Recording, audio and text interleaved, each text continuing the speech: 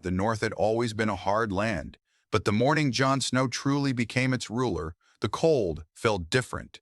It was sharper, heavier, like the land itself was watching him, judging whether he was worthy. Snow fell quietly over Winterfell, settling on broken stones and old scars left behind by too many wars. The courtyard was full, yet silent. Lords, ladies, soldiers, and small folk stood together, their breath rising in pale clouds. All eyes were on Jon Snow, the bastard who was never meant to stand where he stood now.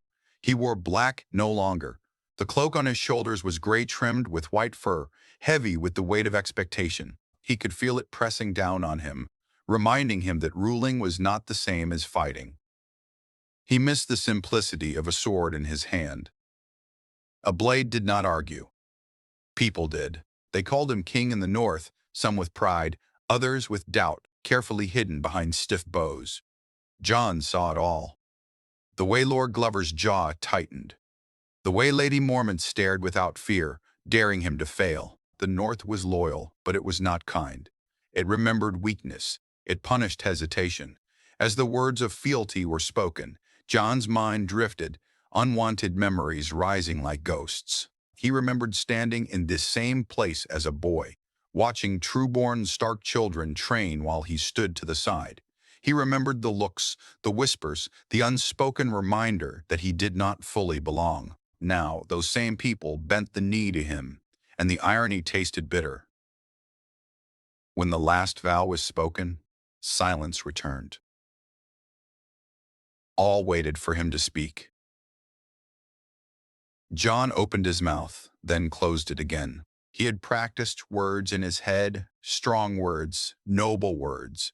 None of them felt honest enough. "The North has bled," he finally said, his voice carrying in the cold air. "It has buried sons and daughters, brothers and sisters. I won't promise you glory. I won't promise you peace." He paused, meeting their eyes one by one. "I promise only this: I will not ask you to give what I would not give myself." That earned him a few nods, not cheers.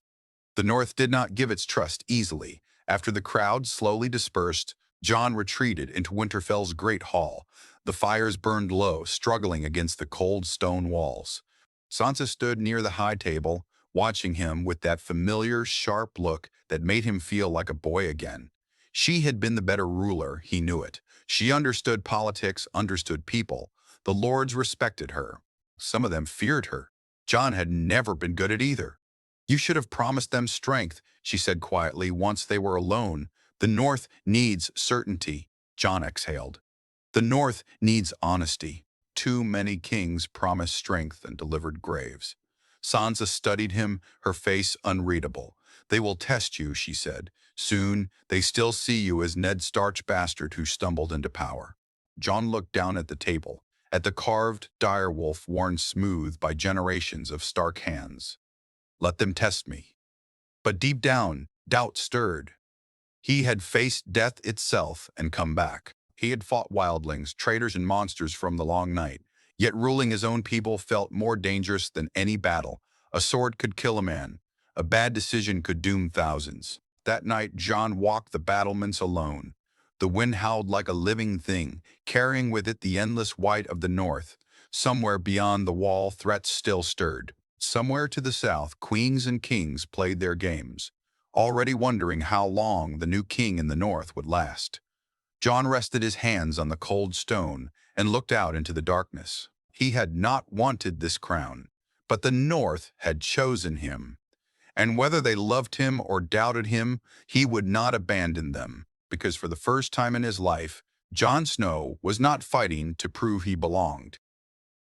He was fighting to make the North survive. The next morning came with gray skies and uneasy whispers. Jon felt it the moment he stepped out of his chambers. Winterfell was awake, but not at ease. Soldiers spoke in low voices, and servants avoided eye contact. Power had changed him in their eyes, even if he still felt the same inside. In the great hall, the lords gathered again, this time without ceremony. No banners, no kneeling, just hard faces and colder words. Lord Karstark was the first to speak, never one to hide his thoughts. He questioned the food stores, the defenses, the taxes needed to rebuild villages burned during the wars. Others followed, each concern sharper than the last. They weren't asking for guidance, they were probing for weakness. Jon listened more than he spoke. It frustrated some of them. He could see it in the way Lord Glover leaned forward, clearly expecting quicker answers. But Jon had learned long ago that rushed decisions often led to dead men. Still, patience had a cost. In the north, silence could be mistaken for fear. When the meeting ended, Sansa pulled him aside again. "They're already dividing," she said. "Some think you'll be too soft. Others think you'll get them killed chasing ghosts beyond the wall." "They're not ghosts," Jon replied. "You know that." "I know," she said, "but belief isn't enough to rule.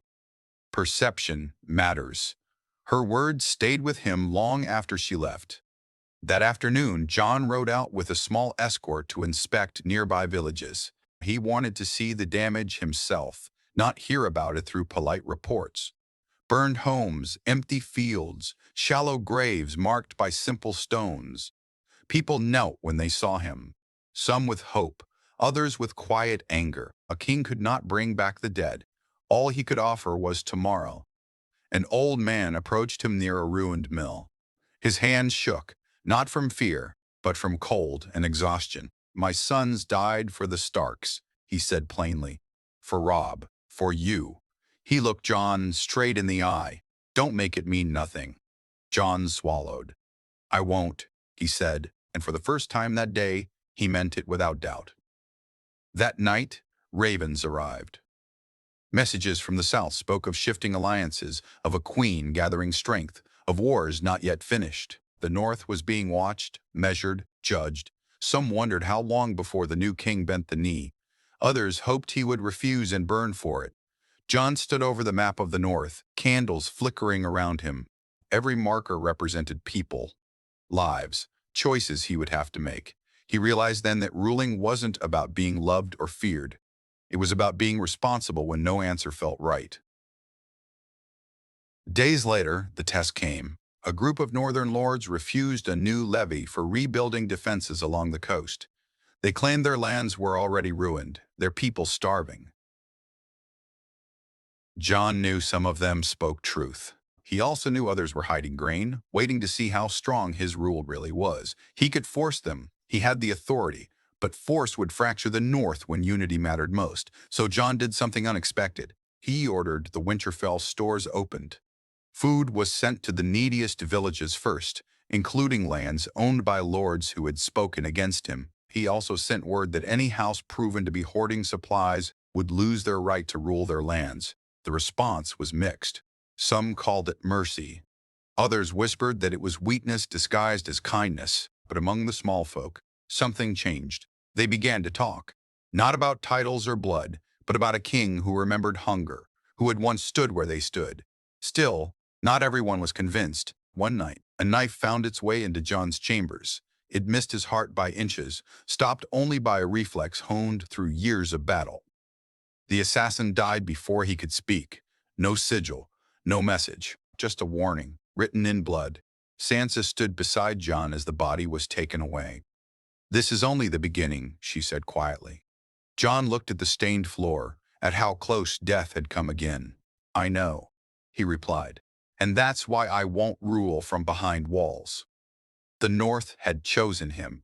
Now it would decide whether to keep him, and Jon Snow was beginning to understand that wearing a crown in the North meant standing alone, even among your own. The attempt on his life changed everything, even if Jon tried not to show it. Guards doubled in the corridors, and Winterfell felt tighter, more suspicious.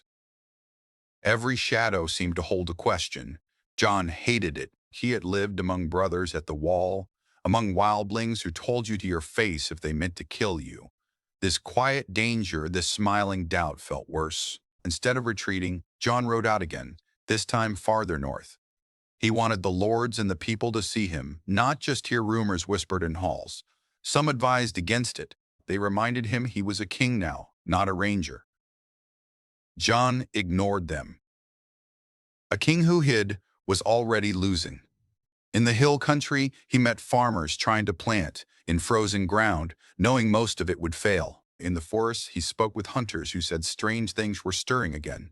Not white walkers, but something restless, as if the land itself had not settled after the long night. Jon listened, storing every word. The North always spoke if you bothered to hear it. One evening, he stayed in a small keep owned by a minor house. The Lord was polite, careful with his words, too careful. Over supper, Jon noticed the lack of children in the hall, the thinness of the servants. Afterward, he walked the grounds and found storehouses fuller than they should have been. That night, Jon summoned the Lord privately. He didn't shout, he didn't threaten. He simply laid out what he had seen and asked one question. How many of your people went hungry while this grain sat locked away? The man broke. Not all at once, but slowly. He spoke of fear, of not trusting a new king, of waiting to see which way the wind would blow. Jon listened until the end, then made his judgment. The grain would be distributed by morning. The Lord would keep his title, but only if he stayed and helped his people survive the winter. No punishment, no execution. By dawn, word had already begun to spread. Some lords were angered by it. They wanted harsher action and example made. Others were relieved. They had done similar things and feared discovery, but among the common folk, something solid began to form. Not love, not yet. Respect. Back at Winterfell, Sansa confronted him. Mercy won't stop a dagger, she said. Fear might. Jon met her gaze. Fear builds walls. I need bridges. She didn't argue further, but he could see the worry in her eyes. She knew, as he did, that the greatest threat would not come from starving peasants or angry bannermen. It would come from someone patient, someone willing to wait. The ravens kept coming. News from the south grew darker. Armies were moving. Alliances breaking. The North's refusal to kneel had not gone unnoticed. Jon realized that sooner or later, the war he wanted to avoid would come to his doorstep. Then came the letter that truly tested him. A powerful northern house, one that had supported his claim publicly, demanded marriage talks. They wanted a queen, a blood tie, a way to secure influence. It was politics, plain and simple. Sansa urged him to consider it. The lords expected it. A king without an heir was a risk. Jon stared at the parchment for a long time. He thought of duty. He thought of promises. He thought of how often love and politics destroyed each other. When he refused, politely but firmly, the reaction was immediate. The house withdrew its soldiers from Winterfell's command, claiming the need to protect its own lands. Others watched closely, waiting to see if Jon would bend or break. For the first time since becoming king, Jon felt truly angry. Not hot, reckless anger, but something colder. He realized then that no matter what he did, someone would call it wrong. Ruling was not about choosing the path everyone agreed with. It was about choosing the one you could live with when everything fell apart. Late that night, he climbed the walls again, staring out at the endless dark. The north was quiet but not peaceful. He could feel it tightening, like a drawn bow. Jon Snow understood now that surviving battles had been the easy part. The real war had only just begun, and it would be fought with loyalty, betrayal, and patience, not swords alone. Winter came early that year, cruel and unforgiving. Snow buried roads overnight, and messages from distant keeps arrived late or not at all. Isolation wrapped the north tighter than any enemy army could. Jon felt the weight of it in every decision he made, knowing that a mistake now would echo for years. The house he had refused began quietly turning others against him. Nothing open, no banners raised, just doubts planted in warm halls while the cold raged outside. They questioned his blood, his experience, his refusal to play the game as it had always been played. A good man, but not a strong king, they said. The words spread faster than ravens. Jon answered in the only way he knew how. He worked. He oversaw the repair of watchtowers along the coast, sent men to clear roads so food could move, and ordered new training for levies who had never held a spear before. He slept little, ate less. Some nights he barely made it to his chamber before exhaustion claimed him. The crown did not gleam anymore. It felt like iron pressing into his skull. Then came the storm. A blizzard, unlike any in living memory, swallowed 3 villages near the hills. Roofs collapsed. People froze in their homes. By the time word reached Winterfell, it was almost too late. The lords argued. The roads were impassable. Sending men would risk losing them all. Jon did not argue. He rode out against every warning. He led a rescue party into the storm. Horses screamed in the wind. Men tied themselves together to avoid being lost. They found survivors buried under snow, half frozen, clinging to life. Jon carried a child on his own back for miles, his legs numb, his lungs burning. 2 men died on that ride. Jon never forgot their names. When he returned to Winterfell days later, frostbitten and barely standing, the North took notice. This was not a story told by loyal mouths alone. Men who doubted him had seen it with their own eyes. A king who risked himself for villagers no one would have blamed him for abandoning. Yet even that had a price. The families of the dead demanded answers. Some demanded justice. Jon faced them himself. He did not hide behind guards or titles. He listened as grief turned into anger, and anger into blame. When they finished, he spoke simply. "Their deaths are on me," he said. "I gave the order. I will carry that. No excuses. No speeches." That honesty silenced them more than threats ever could, but the political consequences followed quickly. The rival house used the deaths to paint him as reckless, a warrior pretending to be a king. Support wavered again. The North swung like a pendulum, never settling. One evening, Sansa confronted him harder than before. "You're burning yourself alive to prove something," she said. "You can't save everyone." "I know," Jon replied, "but I won't stop trying." She shook her head. "That's not what scares me. What does? That one day you'll choose the North over yourself so completely that there'll be nothing left of you to rule." Her words cut deeper than any blade. That same night, a raven arrived from beyond the wall. The message was short, written in a hurried hand. Strange movements, missing rangers, old fears waking again. The long night might have ended, but the darkness had not forgotten the world. Jon folded the parchment slowly. If he marched north, the lords would call him obsessed. If he ignored it and was wrong, the cost would be unbearable.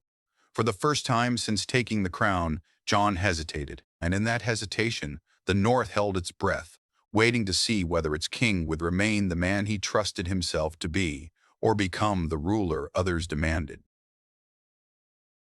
Jon did not sleep that night. The raven's message sat on the table like an accusation. He stared at it until the candle burned low, shadows crawling along the walls. He knew this feeling too well, the quiet before a choice that could not be undone. By dawn, he had decided. He would not lead the ranging himself. The decision tasted like ash. Every part of him wanted to ride north, to see the danger with his own eyes, to face it blade in hand like he always had. But this time, he forced himself to stay. A king who ran toward every threat left his people exposed in other ways. If the North was to survive, it could not depend on one man alone. He sent trusted commanders instead, men who had fought beside him and knew the lands beyond the wall. He gave clear orders: observe, report, do not engage unless forced. When the ravens flew, Jon felt something close to shame, as if he had failed a test only he could see. The lords noticed. Some praised his restraint, calling it wisdom. Others saw weakness, whispering that the king in the North was afraid to face the dark again. The rival house pushed those whispers hard, gathering quiet support. No rebellion yet, just preparation. Then the food riots began. Not in Winterfell, but in distant towns where winter had bitten deepest. Supplies were late. Promises felt far away. People did not curse Jon's name at first. They cursed the lords. But lords were harder to reach. A king was closer, even from far away. Jon ordered immediate relief, pulling from Winterfell's reserves. Sansa warned him again. "If winter worsens, we'll need that food." "And if I don't send it," Jon said, "they'll starve now." The wagons rolled out. Winterfell grew quieter, leaner. Weeks passed. No word from the ranging. No fresh attacks, but no comfort either. The silence beyond the wall felt wrong, too still. Jon felt it in his bones. Then the blow fell where he least expected it. A group of northern lords formally demanded a council to reconsider his rule, not openly calling him unfit, not yet, but questioning whether the North needed a different kind of king for the times ahead. It was politics wrapped in politeness, but the meaning was clear. Jon stood before them in the great hall, the same place where he had been proclaimed king. The faces were colder now, less hopeful, more calculating. They spoke of tradition, of bloodlines, of strength. One of them finally said what the rest only hinted at. "You rule like a man still asking permission." The words stung because part of him knew they were meant to. Jon answered without raising his voice. He spoke of storms and starving villages, of men saved and men lost. He spoke of responsibility, not glory. When he finished, there was no applause, just silence. The council ended without resolution. That night, Sansa joined him by the fire. "They're closer than you think," she said. "If they move together, you won't be able to stop it without blood." Jon nodded. "Then I'll give them something else to fight." The next day, he announced sweeping changes, taxes adjusted based on winter losses, direct oversight of food distribution taken from certain lords and placed under the crown. It was a risk, an enormous one. He was tightening his grip not with force, but with structure. The reaction was explosive. Some lords openly defied the orders. Others complied out of fear of being next. The North fractured into uneasy camps. And through it all, Jon carried the weight alone, knowing every step forward narrowed the ground beneath his feet. At last, a raven arrived from the north. The ranging had found signs, old symbols, broken bodies, things that should not move but did. Not an army, not yet, but proof enough that the threat was real. Jon closed his eyes. He was being pulled apart by two wars, one against the dark beyond the wall and one against doubt within his own halls. And he was running out of time to choose which would break him first. The news from the north spread fast, even before Jon could control it. Fear moved quicker than reason. Old stories were dragged back into the light, twisted by memory and panic. Some lords who had doubted him now demanded action. Others accused him of exaggeration, claiming he was using ancient threats to tighten his hold on power. Jon felt the ground shifting under his feet. He called for a full muster, not an army marching to war, but a readiness. Strongholds were to be stocked, watchfires rebuilt, patrols increased. It was a careful balance, enough to prepare, not enough to scream panic. Still, panic found its way in. Winterfell filled with arguments. Swords were not drawn, but words cut just as deep. Jon listened, judged, decided. Each decision pleased one group and angered another. The crown no longer felt heavy. It felt sharp. Then betrayal finally showed its face. One of the commanders Jon had trusted, a man who had sworn loyalty twice over, fled in the night. He did not leave alone. He took men, supplies, and proof that the rival house had been preparing for open defiance. Letters, plans, names. When Jon read them, something inside him hardened. This was no longer doubt or disagreement. It was treason. The lords were summoned at once. This time there was no softness in Jon's voice. He laid the evidence before them, piece by piece. He did not shout. He did not threaten. He simply stated facts and consequences. The hall erupted. Some demanded executions. Others begged for restraint, suddenly fearful now that the line had been crossed. The rival house tried to deny it, but the words on parchment could not be argued away. Jon made his choice. The traitor commander was declared outlaw. Any house sheltering him would share his fate. The rival lord was stripped of his command and confined to his lands, his power broken, but his life spared. It was not the punishment many wanted, but it was enough. The North saw then that Jon Snow was not a boy playing king. He would not swing wildly, but neither would he hesitate when the line was crossed. The balance shifted, just slightly, back in his favor. That night Sansa found him alone again. "You walked a knife's edge," she said. "I still am," Jon replied. "But you didn't fall." Jon stared into the fire. Not yet. Another raven arrived before dawn. The ranging had been attacked. Not destroyed, but tested. Whatever stirred beyond the wall was learning, watching, waiting. Jon gathered his commanders. This time, there was no debate. He would not march north alone, but he would go, not as a lone warrior, as a king, leading prepared men, united or not. As he strapped on his sword, Jon felt something he hadn't felt in a long time. Not fear, not doubt, but clarity. The north was fractured, winter was cruel, and darkness was rising again. But for the first time since taking the crown, Jon knew exactly who he was. Not a bastard seeking approval, not a hero chasing death. A king standing between his people and the end of everything. The march north was slow, not because of hesitation, but because Jon refused to repeat old mistakes. Scouts went ahead. Supplies followed in guarded lines, and every man knew his place. This was not a desperate charge into legend. It was preparation against something that had learned from the past. The men watched Jon closely as they traveled. He rode among them, not ahead, not above. He listened when they spoke, remembered names, asked after families left behind. Some had doubted him in Winterfell. Out here those doubts softened. A king who shared the cold earned more than loyalty. He earned silence when fear crept in. Beyond the wall, the land felt wrong again. Not openly hostile, not screaming danger, but tense, like a breath held too long. Snow lay undisturbed where there should have been tracks. The wind carried no birdsong. Even the horses sensed it, snorting and shifting uneasily. They found the remains of the ranging party on the third day. Not bodies worse. Camps left intact, fires burned out naturally, weapons neatly placed as if their owners had simply stood up and walked away. No blood, no signs of struggle. Jon knelt in the snow, touching the frozen ground. They were taken, he said quietly. No one argued. That night, as the camp settled uneasily, Jon walked alone along the perimeter.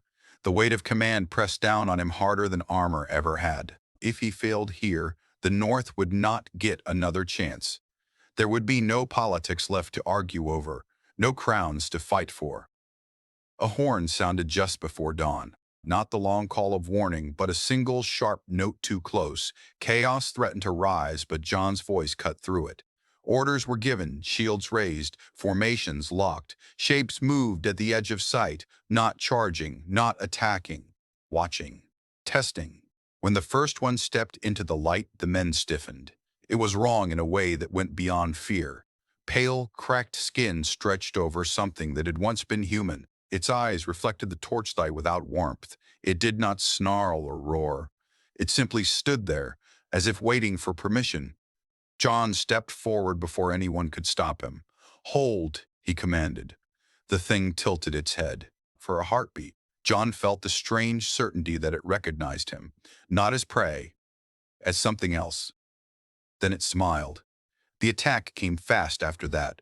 Not a charge, but sudden strikes from the dark. The men fought as they had been trained, steel flashing, fire driving the creatures back. They did not win. They survived. And when the light of dawn grew stronger, the enemy withdrew, just as calmly as it had appeared. The cost was high, but not catastrophic. Jon walked among the wounded, helping where he could, listening to the shaken words of men who had seen nightmares walk and think. "They're not mindless," one soldier whispered. "They're learning." Jon knew it already. They returned south heavier than they had left, carrying proof that could no longer be ignored. The march back was quieter. No one questioned Jon's warnings now. Fear had a face again, and it wore patience. At Winterfell, the reaction was immediate. The lords who had hesitated fell silent. Those who had plotted grew nervous. Proof did what words never could. Preparations intensified. Old rivalries were set aside, not out of trust, but necessity. Still, not all threats came from the darkness. One night, Jon received word that the outlawed commander had been seen near the coast, gathering support from houses still bitter over lost power. The timing was no accident. Fear made people reckless. Desperate men promised safety if Jon failed. Sansa stood with him as the news sank in. "You can't fight both at once," she said. "I don't have to," Jon replied. He sent messages instead of soldiers. He offered terms, not threats. Amnesty for those misled. harsh judgment for those who led them.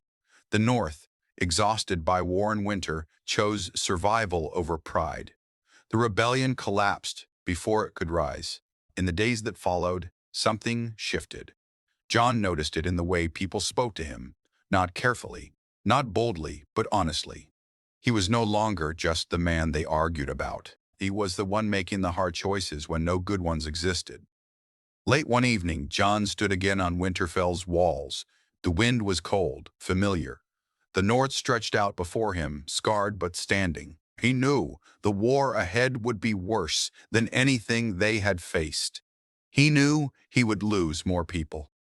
He knew history might judge him harshly, no matter what he did, but for the first time, that fear did not control him. Because Jon Snow no longer ruled the North, hoping to be accepted. He ruled it knowing that even if he fell, he would fall facing the right direction. The North did not cheer when winter deepened. There were no songs, no false hope. There was only work. Under Jon's rule, Winterfell became less of a court and more of a heart. Messengers came and went at all hours. Supplies were tracked, not hoarded. Defenses were rebuilt where they mattered, not where tradition demanded. The North stopped pretending it was safe and started acting like it wanted to live. Jon changed, too. He spoke less in public and more in private, listening instead of commanding. When he gave orders now, they were followed without debate, not because the Lord suddenly loved him, but because they trusted that he would not waste lives for pride. The crown no longer felt like a question, it felt like an answer. The darkness beyond the wall never fully showed itself again, not in force, but signs remained. Tracks, whispers, a pressure on the edge of the world. Jon prepared the North not for a glorious war, but for endurance. Fires were stocked, signals practiced, evacuation plans drawn for villages that might not survive the first blow. Some called it pessimism. The North called it wisdom. On the coast, the last pockets of rebellion faded. The outlawed commander was found dead, abandoned by those he tried to lead. Jon did not celebrate. He ordered the body returned to the man's family. No speeches, no warnings. The message was quiet but clear. This was not a reign built on vengeance. Sansa watched all of it closely. One evening, as snow fell gently over the castle, she joined Jon in the Godswood. The heart tree stood silent, ancient, uncaring about crowns. "You're different," she said. Jon nodded. "So is the North." She studied him for a long moment. "They won't write songs about this kind of rule." "I don't need songs," Jon replied. "I need people alive." She smiled faintly, not proud, not relieved, just accepting. The final test came without warning. A southern envoy arrived with fine words and veiled threats, promises of alliance, a protection of shared rule if the North bent the knee. Winter had weakened them, he argued. Unity was survival. Jon listened politely, then walked the man to the gates himself. "The North remembers," Jon said simply, "and it stands." There was no drama in the refusal, no shouting, just certainty. When the envoy left, Jon felt no triumph, only calm. That night, as he stood once more on the walls of Winterfell, Jon looked out over the land that had never been kind to him, yet had finally become his. He thought of the boy who had watched from the shadows, the man who had died, the king who had nearly broken under doubt. He understood now that ruling the North was not about being chosen once.